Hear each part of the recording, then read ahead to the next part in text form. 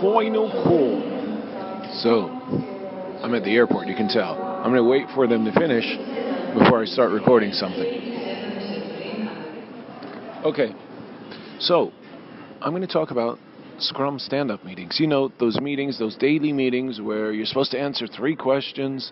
What did I do yesterday? What am I going to do tomorrow? And are there any blockers or impediments? That meeting is so messed up on so many teams because they miss the why of the meeting, and it either gets long or it has absolutely zero value. When I go into a team and I'm trying to diagnose what help they need because I work as an agile coach, I attend their stand-up meetings.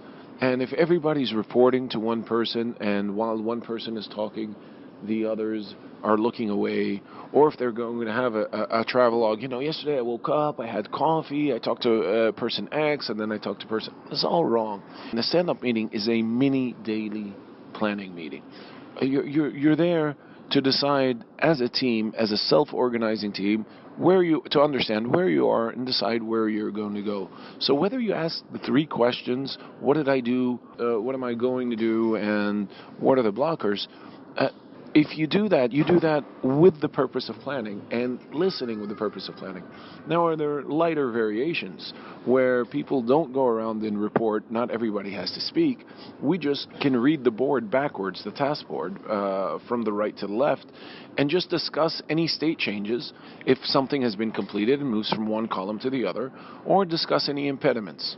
Anyway, that's what I've got for the stand-up meeting. Bye.